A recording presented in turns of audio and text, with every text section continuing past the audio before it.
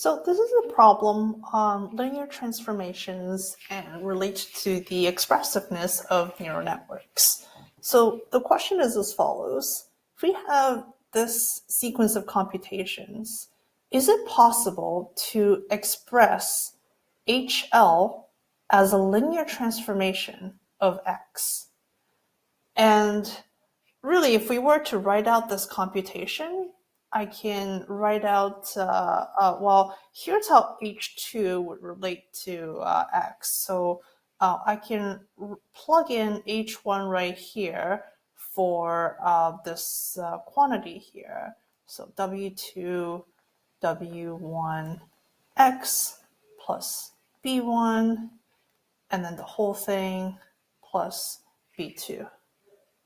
And I can do the same thing for H3 as well. It'll quickly get out of hand. I don't have enough horizontal space for this.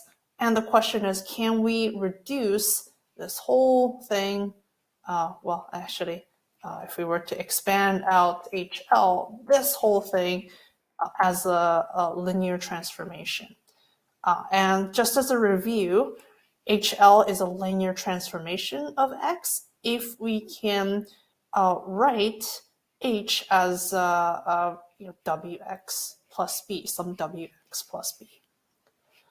So this question is a kind of an extension of the question from last week where we asked, hey, if H is W1 times W2 times W3 times W4 times X, really we should think of the brackets as looking like this. Is it possible to express H as some W times X?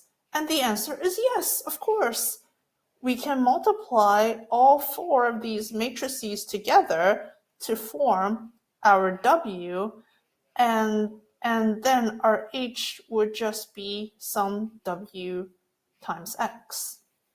So this has ramifications in neural networks in terms of neural network expressiveness, which we will talk about at the start of lecture 5.